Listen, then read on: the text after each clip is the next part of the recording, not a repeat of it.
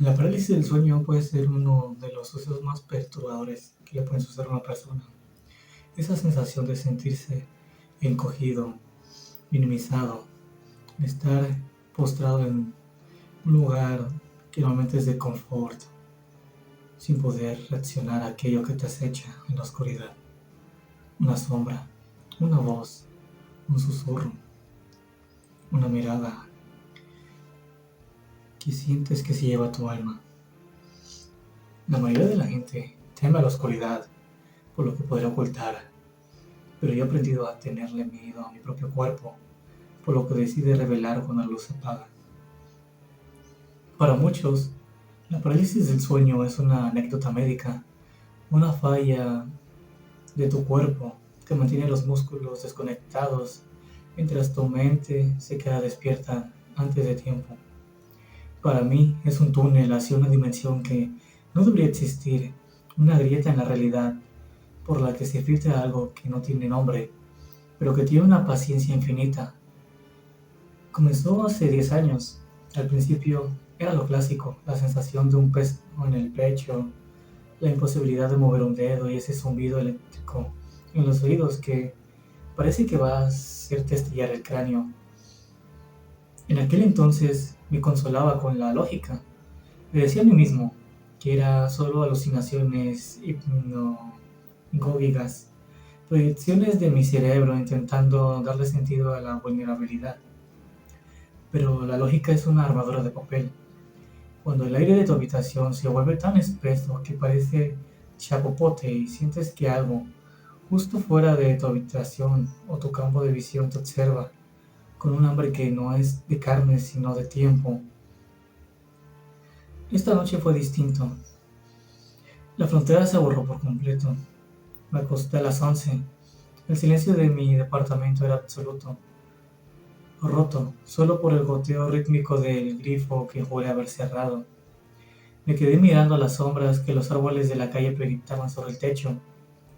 Eran como dedos largos y huesudos que acariciaban el yeso. Poco a poco el peso del cansancio me arrastró hacia abajo, pero no hacia el sueño reparador, sino hacia esa zona gris donde la conciencia flota como un náufrago. El cambio siempre es súbito, confesó aquel zumbido.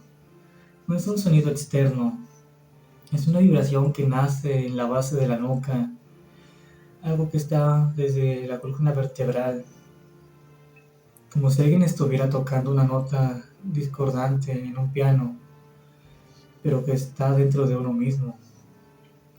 Intenté mover la mano derecha, pero mi brazo pesaba toneladas.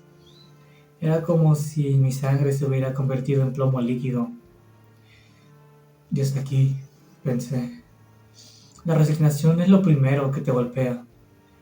Enseguida, de un terror que te hiela la médula, porque, aunque sabes lo que es, nunca te acostumbras a la sensación de ser un cadáver atrapado en una mente viva. Entonces, la puerta de mi armario, que estaba cerrada, se entreabrió unos milímetros.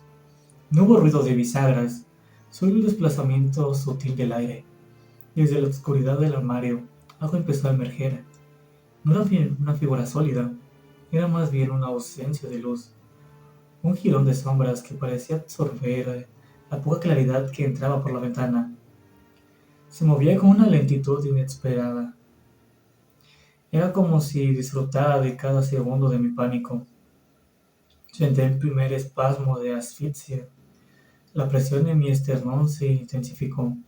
Era como si un bloque de granito invisible estuviera posado sobre mí. Mis pulmones ardían, suplicando por un aire que mis músculos se negaban a procesar. En mi mente gritaba con una fuerza que debería haber despertado a todo el edificio. Pero en el mundo real, lo único que salía de mi garganta era un silbido patético, algo débil que apenas movía mis labios resecos. La sombra se detuvo al pie de mi cama. Por primera vez en años, no se quedó como una mancha estática. Empezó a trepar. Sentí el hundimiento del colchón, primero un lado, luego el otro.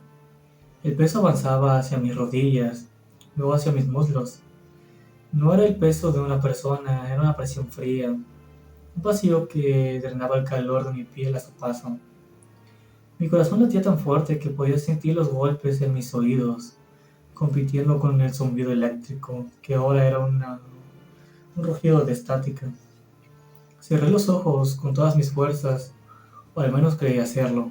En la parálisis a veces crees que cierras los ojos, pero sigues mirando a través de los párpados, o tu mente proyecta una imagen perfecta de la habitación. No había escapatoria. Cuando volví a ver, la cosa estaba sobre mí.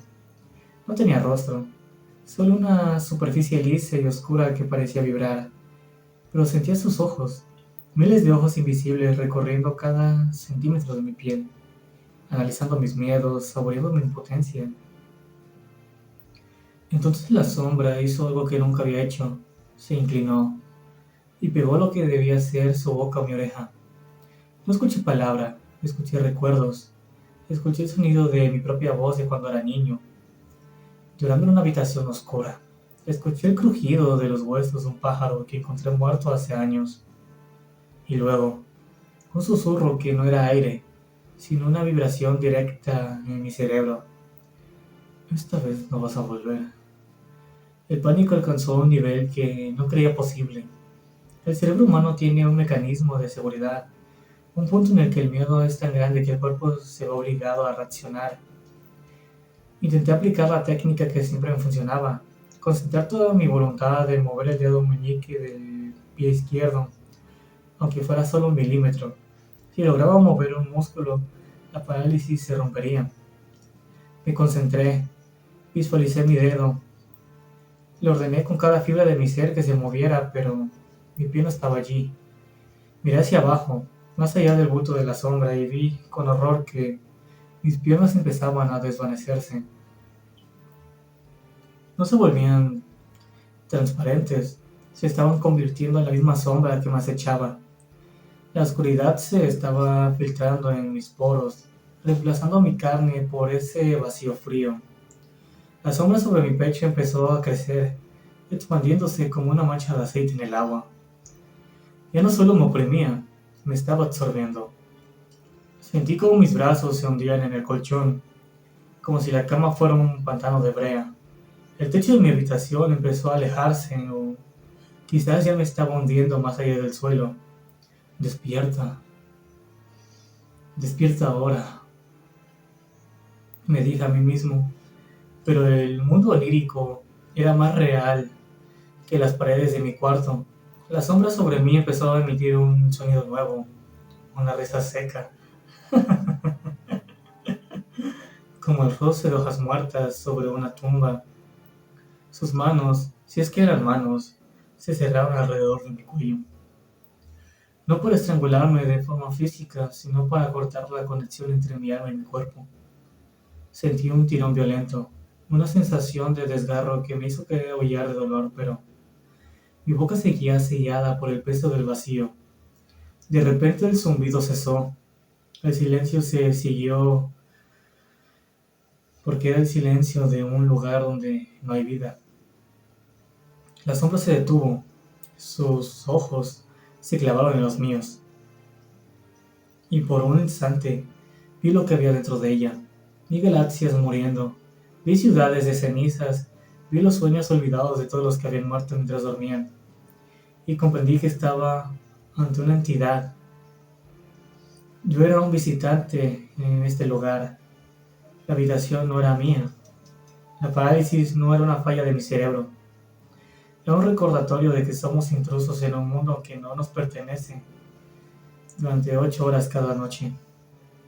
Con un esfuerzo que sentí que rompería mis tendones, logré emitir un gemido ronco. Fue un sonido minúsculo, apenas un suspiro de agonía, pero fue suficiente. La realidad vibró. El peso en mi pecho desapareció tan rápido que mi torso saltó hacia adelante, impulsado por la súbita liberación de presión. Me senté en la cama, jadeando, con el sudor frío empapando mis sábanas. La habitación estaba en silencio. La puerta del armario estaba cerrada. La luz de la calle seguía proyectando sombras de árboles. Pero era solo eso, sombras. Mi corazón seguía corriendo una maratón y mis manos temblaban tanto que apenas podía sujetar la manta.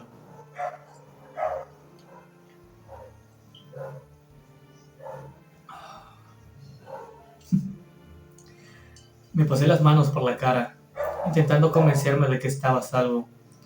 Solo fue un episodio fuerte, me dije en voz alta.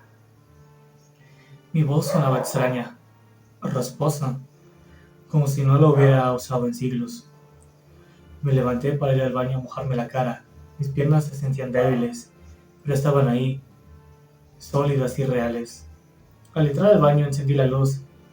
El resplandor blanco me cegó por un momento. Cuando mis ojos se ajustaron, me miré en el espejo. El alivio que sentía se evaporó instantáneamente. En mi cuello, justo donde la sombra me había sujetado, había marcas.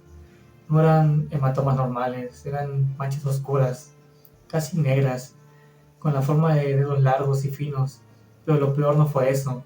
Lo peor fue que, al bajar la mirada hacia mis manos, vi que debajo de mis uñas no había suciedad, sino un rastro de esa misma sombra líquida, vibrando levemente bajo la luz de los tubos fluorescentes.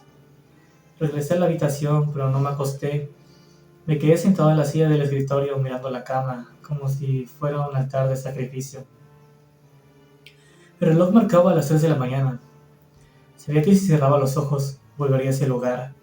Sabía que la sombra me estaba esperando, justo detrás del velo del sueño, con mis propios recuerdos en su boca y mi tiempo entre sus dedos.